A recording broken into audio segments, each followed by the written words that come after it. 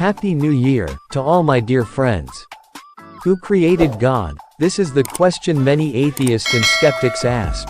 But this is one of the worst objections to theism. This argument is not used by many professional philosophers, but it has been used in online by many. When theists argue from cosmological argument or contingency argument that God created the universe, the worst reply a skeptic can make is, who created God? What created God?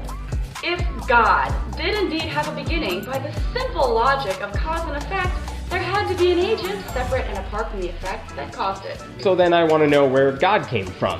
Who created God? Who created the person who created God? Who created the person who created the person who created God? Design is dead, otherwise one must explain who designed the designer. Who created this God? This question is the worst objection to make against theist. In our last video explaining Kalam cosmological argument, we discussed the two premise. If you haven't watched that video, go and watch, link is given in the description. Premise 1 clearly states that, whatever begins to exist has a cause. It doesn't say everything has a cause, just whatever begins to exist has a cause. But God by definition has no beginning. When we examined the nature of the cause of the universe in our last video, we concluded that the cause is a spaceless, timeless, immaterial, immersively powerful, beginningless, unchanging, uncaused cause.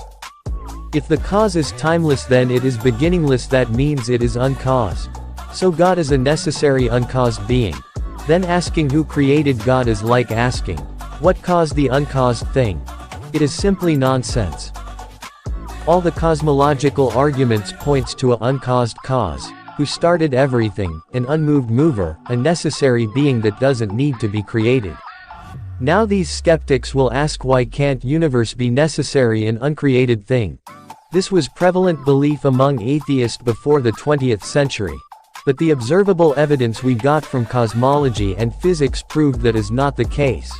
Our space is contingent, it must have a beginning, so it cannot be necessary.